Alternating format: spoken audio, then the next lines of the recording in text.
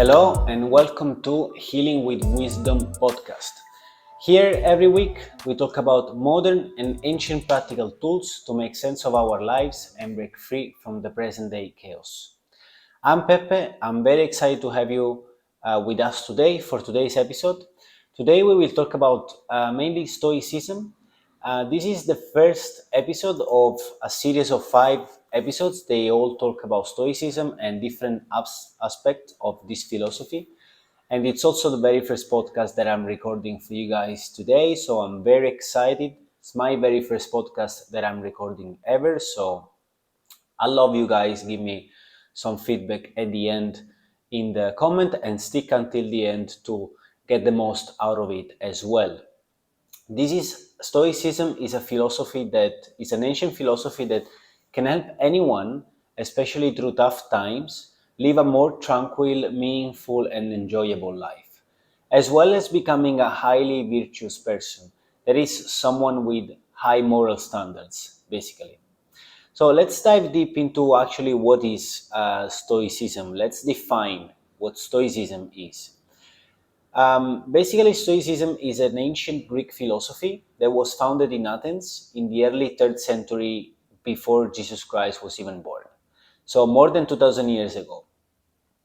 You will be surprised at how relevant Stoicism teachings are today in today's life, even more so for those living in the Western world, I would say.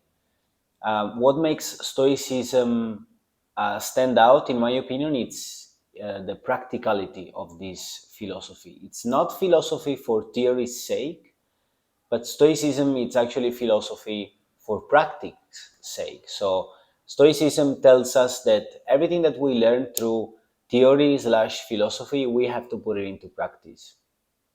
So these values can be appreciated into everyday life, whether you lived in ancient Greece or in modern London City, and probably even more so nowadays. This is probably the main characteristic about this philosophy that caught my attention when I got into it, because I started my personal journey with Stoicism about a couple of years ago, and since then, I have seen transformative changes in myself and also the way I interact with people as well. I also see great changes, positive changes in people who, like me, decided to put into practice all the teachings that Stoicism gave us. Just for context, we're going to go through a little bit of history of Stoicism, and then we're going to be talking about the concept of the sphere of control and accepting what you cannot control. So that's our first. That's what our first episode is going to be talking about. So, just for context, when it comes to history, the founder of Stoicism was Zeno. Zeno was the first Stoic. He was a native of modern day Cyprus, and he moved to Athens in his 20s. There, Zeno began to be very interested in philosophy because getting there, he suffered a shipwreck and he lost his cargo. And when he got there, his first philosophic teacher was Crates or Crates, Crates. He was a cynic philosopher. We will explore a little bit about cynicism later, but all you have to know right now about cynicism, it's basically the philosophy where Stoicism has its roots. So that's where it kind of originated from. After spending a few years with Crates, Zeno then felt confident to start his own school of philosophy, and he began teaching in the Stoa Poikiel, which it means painted porch. It's a public place in the city of Athens, from which actually this philosophy derives its name as well, Stoicism. That's exactly why its students were named Stoics because they were studying in the Stoa Poikiel. Since Stoicism was taught by Zeno in a public space, anyone could go listen to his teachings about numbers of topics, about human nature, duty, education, ethics, etc. Anything that he was talking about, anyone could go there and listen. And that's also why this could be, these teachings could be applied by anyone.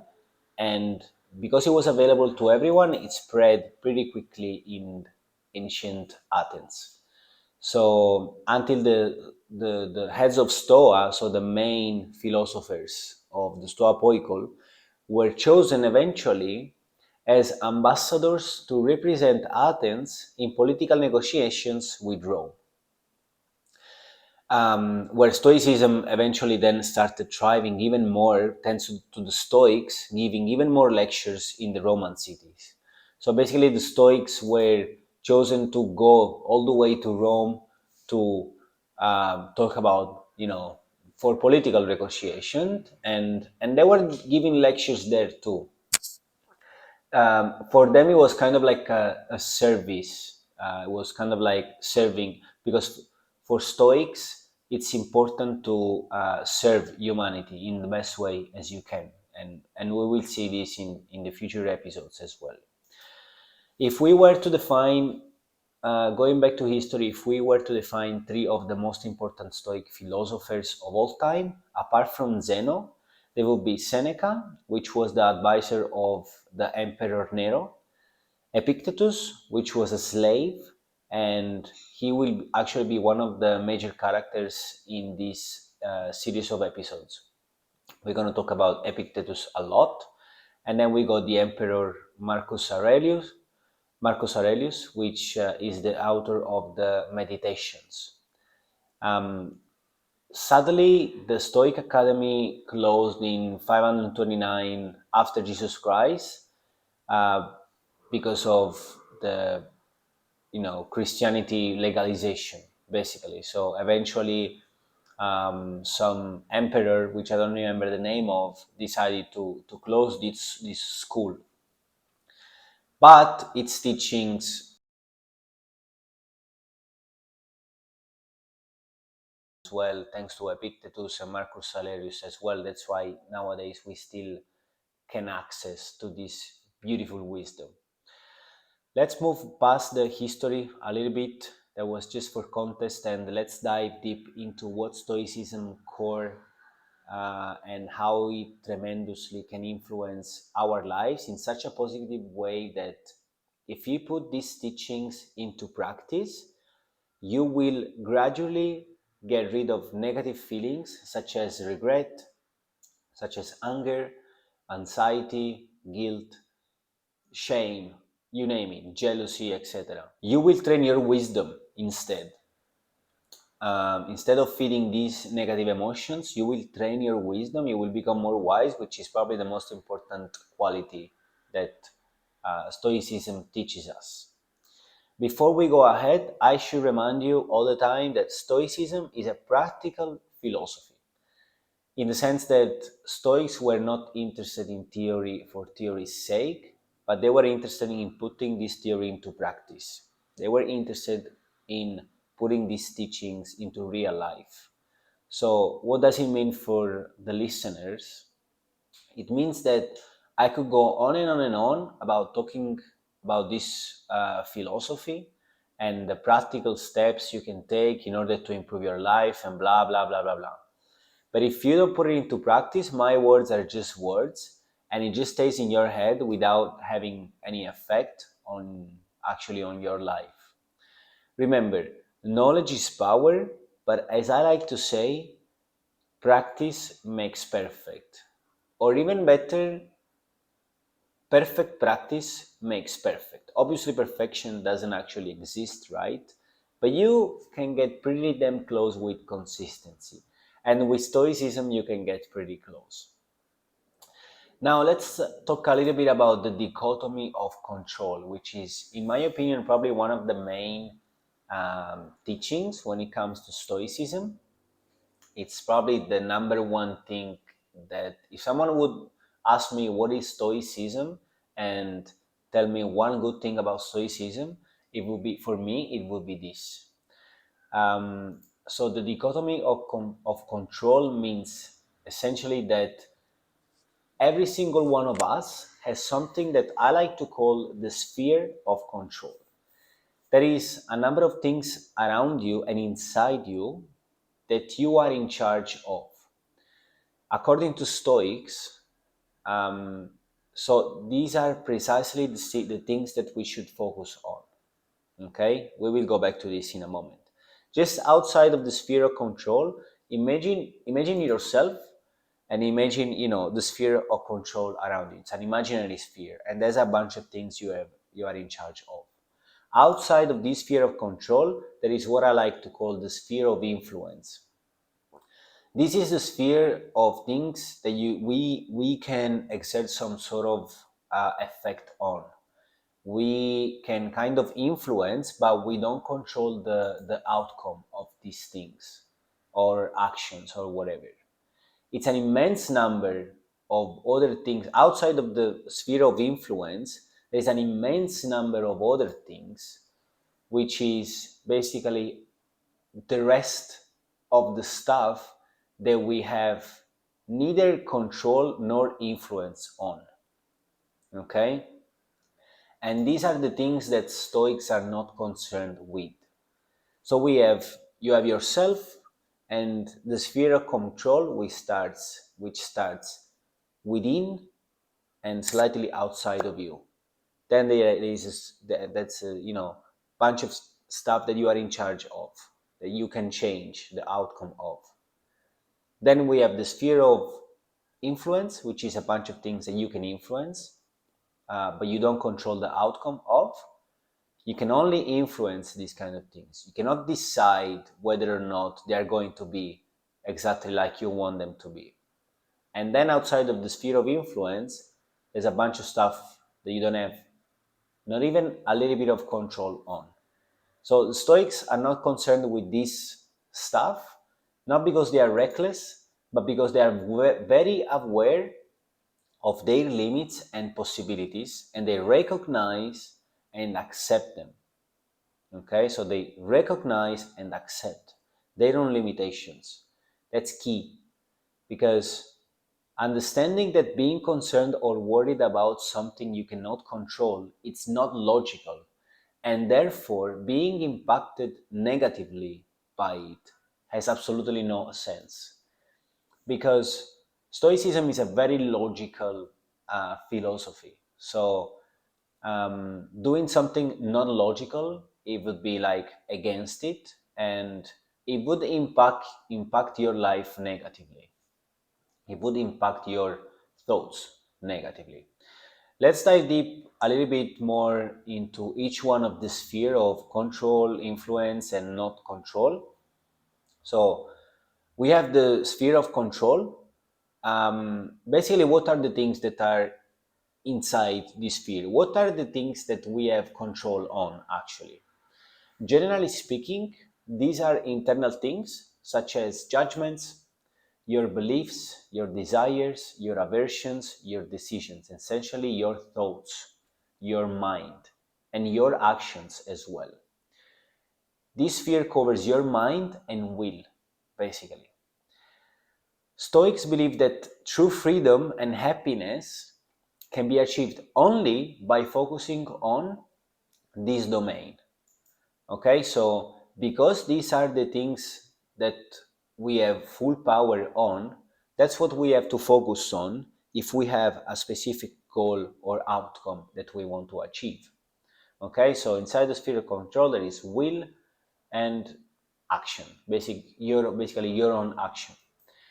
Then we go the sphere of influence. The sphere of influence, what's in there? So it's a bunch of situations or actions that you may have an impact on, but the outcome of it is not guaranteed. So even if you try to influence that, there is no outcome of the things that we desire. There is no guaranteed outcome of the things that we desire. So an example of things that are in the sphere of control or sphere of influence are, for example, let's say your physical shape. Okay, one could argue that your physical shape is in your control, but actually there is a genetic factor that goes into it as well, which is not under your control. So let's imagine for a moment that you want to improve your physical shape, okay? You have some genetics that you have to respect, but that does not mean that you have to be discouraged and not work towards it. In fact, if you want to work towards improving your physical shape and say, I don't know, gaining 10 kilos of muscles in 1 year, for example, whatever it is the goal that you want to achieve. So in this situation, what are the things that you can control? The things that you can control are your action and your will to play a sport or whatever vehicle is going to get you there. So that's your action. That's your will to go to, for example, to the gym every day. It's your mental strength to avoid junk food and things like that, right? So you can control this kind of thing. You can control your diet. You can control your will. You can control whether or not you're going to work out. So by saying that, we understand that by putting the focus on these things only, you have some sort of influence over your physical shape. However, even if I do focus 100% on these things, if I, for example, talk about my personal case, I will never have Michael Phelps' physique because there is a genetic factor that goes into it. There is a early lifestyle factor as well, that I was obese when I was a teenager. I will never get there, you know. I can influence my physical shape by focusing as much as I can on the things that I can control, but I should not desire a specific outcome. I should not desire too much, or at least desire too much, to the point that I get negatively impacted by it if I don't achieve Michael Phelps' physique. Okay, so that's the difference between what you can control and what you have an influence on. Um, and then finally, outside of the sphere of influence, there is every single thing that we do not have any control over. These are, for example, the weather, the actions and the opinions of other people, the passage of time, our birth, our genetics, our eventual death as well. One of the most important thing to meditate on, according to Stoicism, is in fact our death. And because that is the clearest example of something we have absolutely no control on, and then we simply need to accept as a natural step in our lives. Okay, so Stoicism teaches us that we should absolutely not focus, or we should know what they are, but we should not focus on the things that we cannot control. When I say focus, I also mean we should not get negatively impacted by these things. For example, what's the point of complaining about the weather? What's the point of feeling sad? Because it's your choice to feel sad, right? So, what's the point of feeling sad if it's raining outside? If you cannot change this situation, you should not worry about it. Instead of feeling sad because outside is raining, focus on how you can improve yourself, even though, or what you can do for yourself today, even though outside is raining. Be grateful for having a house. Be grateful for not being outside in the rain, you know? So don't focus or get negatively impacted by other people's opinions and actions because you cannot change that. You have no control over that. So if I can give you a few day-to-day examples, for example, of how all this information can be applied practically. So let's imagine that you want to improve your physical shape, right? And in order to do that, you decide that you're going to hit the gym 4 times a week. You go to the gym, you start getting some consistency in the beginning because you're very motivated, and over time, you also start noticing some changes in your body, right? Then you get more lean, you get more muscular, you also start feeling stronger, you breathe better, you have a overall better resistance, etc. However, you don't really get to experience being in the perfect beach body that you saw yesterday on the Instagram, model profile, and you get a bit demotivated. You get a little bit insecure and start to feeling like you're not enough. Maybe you get a little bit discouraged. When you feel like you are not enough, or when things are not exactly how you want them to be, ask yourself, what is in my control in within this situation? What can I influence and what is outside of my control? In this particular example, your goal and aspirations are in your control. You can also decide whether or not you want to improve your physical shape. You can decide how many times to go to the gym. You can also decide which gym to go to, whether or not to get a personal trainer, what kind of exercises you do to get closer to your goal, what food to eat. So that's all in your control, right? That's precisely what you should focus 100% of your energies on. As long as you do your best to focus on these things, you have a higher chance of influencing the things that you want to influence. That is your physical shape in this particular scenario.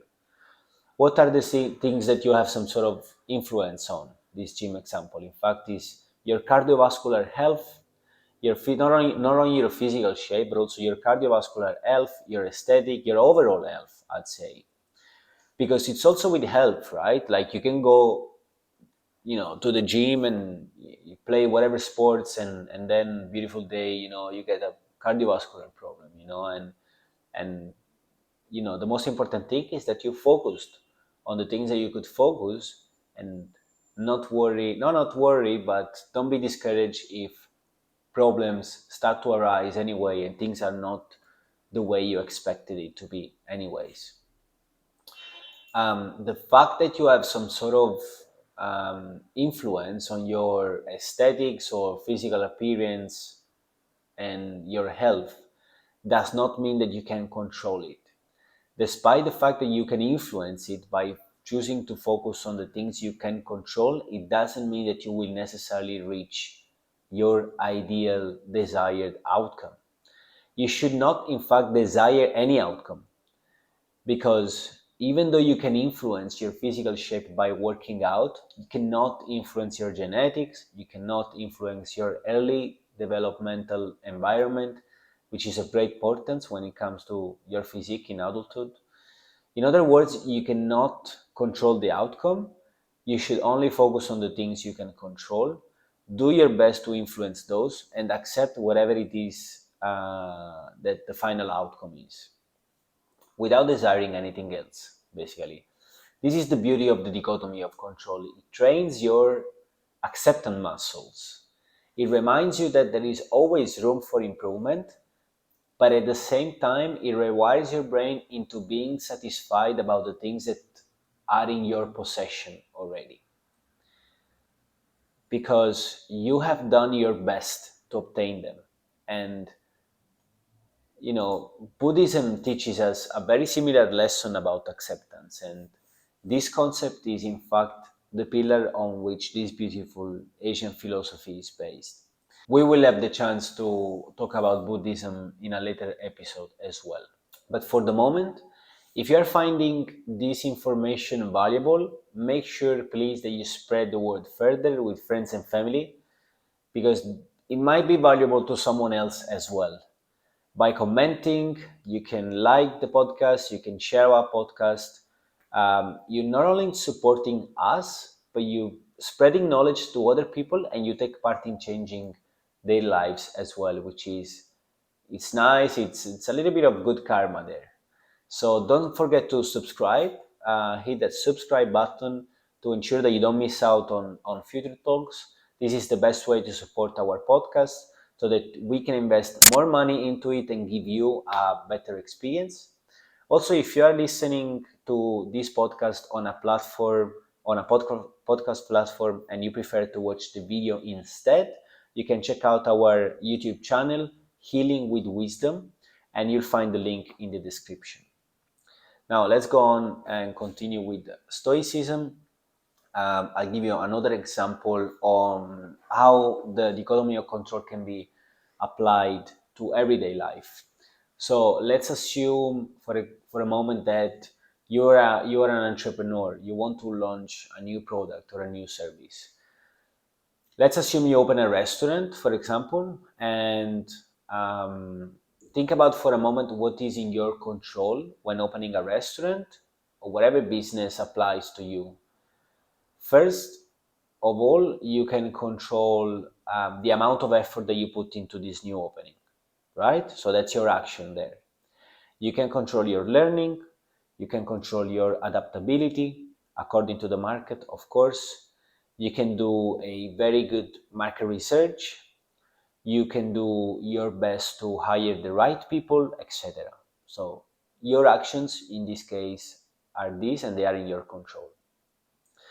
However, you cannot control the market. You cannot predict whether or not the market will actually buy your product or service, or in this restaurant scenario, come dine at your restaurant, right? But you can do your best to advertise your product in the most way, in the most effective way as possible for your specific client. You can influence but not control your staff behavior. You can teach them how to properly attend tables. You can teach them how to make coffee, how to make cocktails, but you cannot actually control whether they show up at work or not, right? So their mood, their emotion, their opinions, they will ultimately affect the service they are giving, and they are not in your control. You can do your best to compete in your market, but you cannot predict your competitors' behaviors, external economic factors, or whether or not there will be a crisis or a pandemic which will put your restaurant into lockdown and you're going bankrupt, and that's not in your control either. So the bottom line of these examples that I'm giving you is that, and listen to this very carefully because it's very important. When you want to achieve something, whatever it is, the outcome depends on too many variables.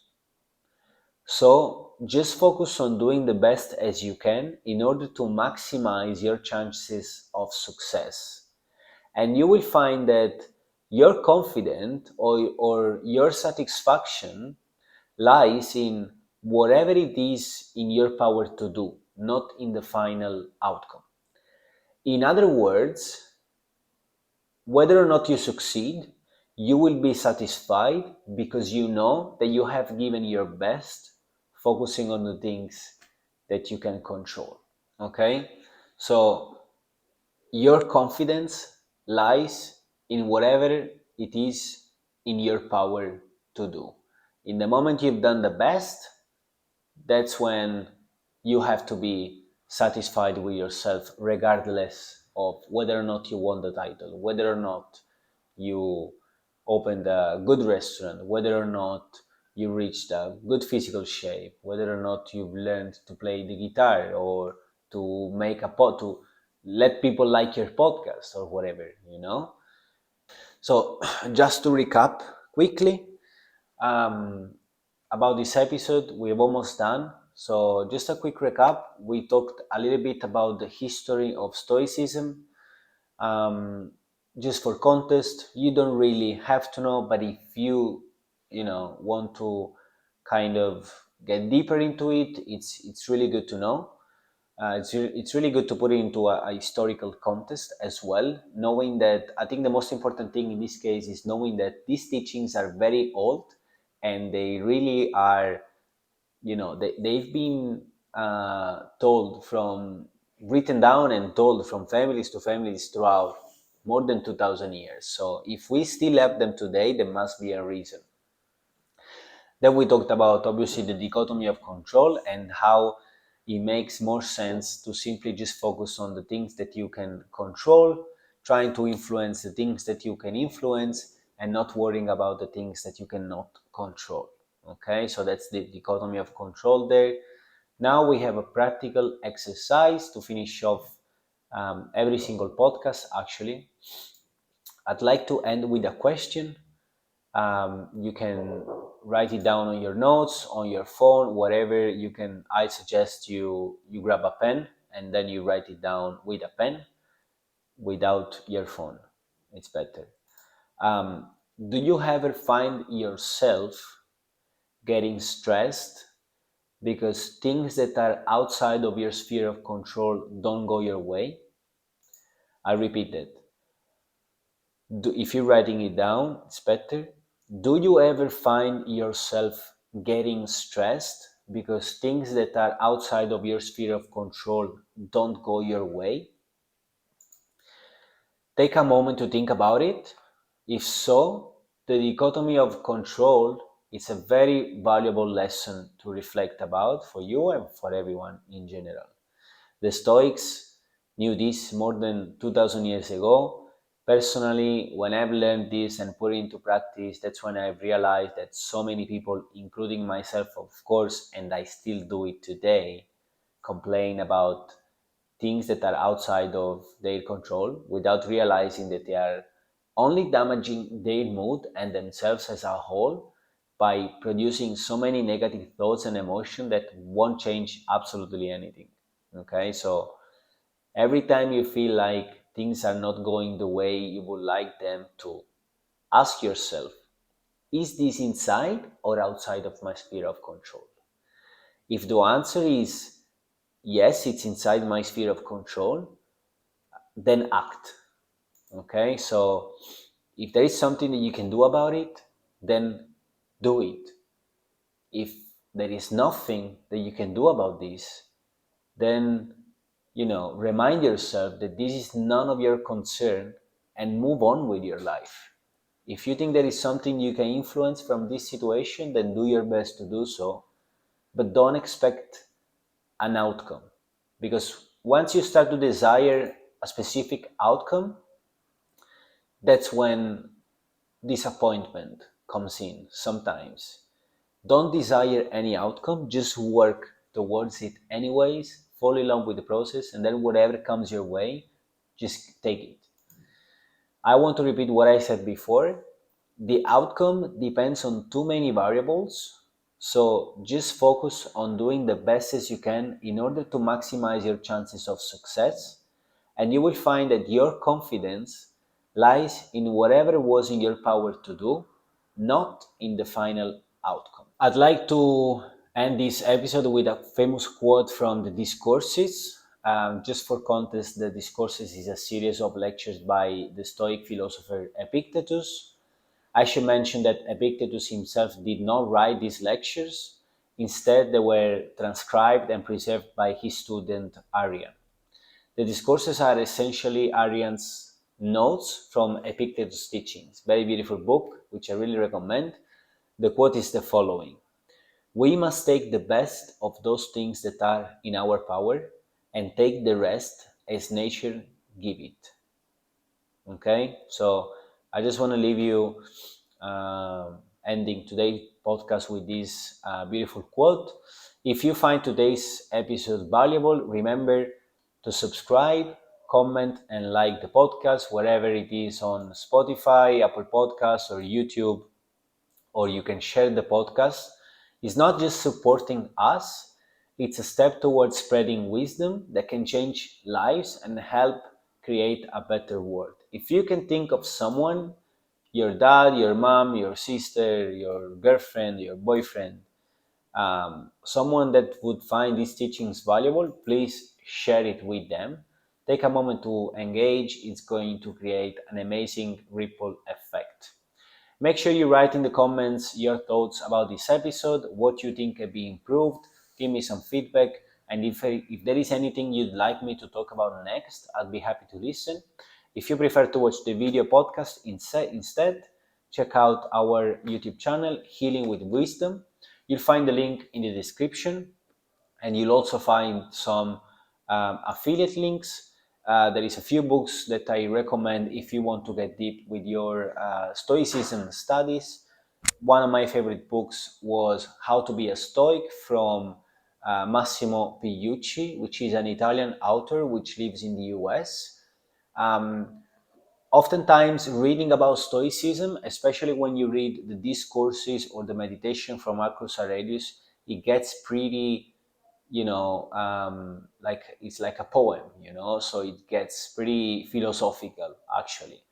How to be a Stoic from Massimo Piucci is the one that I recommend if you're just starting out, because he explains Stoicism in a language that in an English that we all understand, essentially. You will also find the links for the discourses as well as the meditation. They are affiliate links, so I do get a little bit of a percentage of your purchase and no extra cost to you. So that helps the podcast quite a lot. And then I can invest more money to give you a better experience. Huge thanks for tuning in, guys. Catch us every week for more wisdom. And until then, keep learning and keep sharing. Ciao.